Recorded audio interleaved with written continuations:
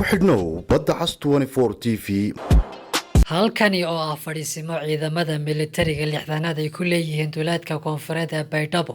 waxaa saaka weerar ku soo qaaday al-shabaab iyadoo muddo kooban oo dagaalkani u socday abaanduulaha qaybta lixdanaad ee militariga Soomaaliya iyo gudoomiyaha degmada Baydhabo oo ay la socdaan ku-xigeenkiisa iyo gudoomiyaha ururka haweenka ee Baydhabo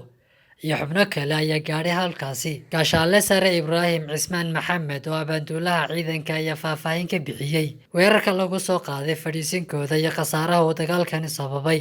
annaga wax khasaaro na soo gaaray hawa yaraatee ma jirto wala dhaawac wala dhimasho waxba ma lihin alxamdulillaah ilaahay ma hadda askale cadowga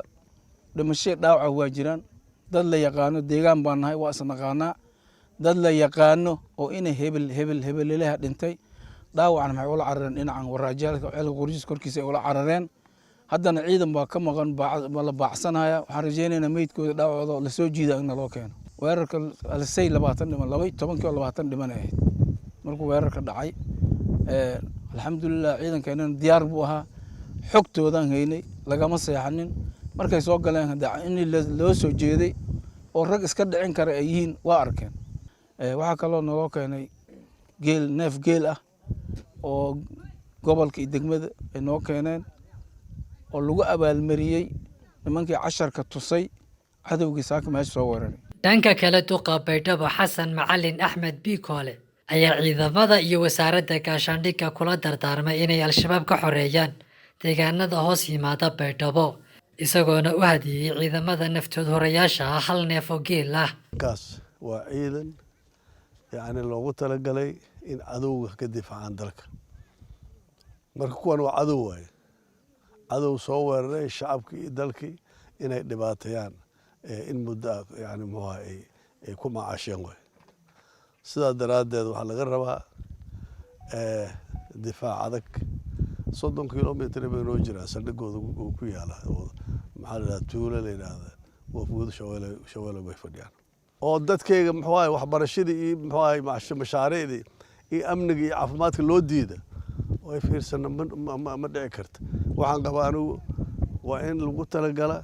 in la qabto tuulooyinka ay haystaan nimankan oo wasaaradda gaashaandhigga iyo maxaa la yidhahdaa waxaa la kaashataan oo halkan waxaad u joogtaan in dadkan ka xoreysaan cadowgan ciidanka militariga wax ka dhintay oo meeshii waa laga qabsaday maan maqalin faa'iido weyn bay noo hayd arrintaa farxadeeda ayaan neef geel u dhiibnay ciidanka in moraalkooda ku dhisto waa Cabdikariin Cabdilaahi Yuusuf muqbaahiyaha caalamiga badda cas 24 TV markasta meel kasta iyo waqti kasta badda cas 24 TV kala soco wararkii u dambeeyay ee Soomaalida iyo caalamkaba isla xilliga ay dhacayaan badda cas 24 TV sidoo kale waxaad nagala socon kartaan barahayga bulshada sida Facebook YouTube iyo sidoo kale Twitter si aad u noqoto qofka ugu horeeya ee daawada muuqaaladeeda aan soo galno fadlan subscribe saar gambalaalka riiq barteeda YouTube sidoo kale like iyo follow ku dhufo barteeda aan ku leenahay page-ka badda cas 24 TV waa weelka waxa aad tabayso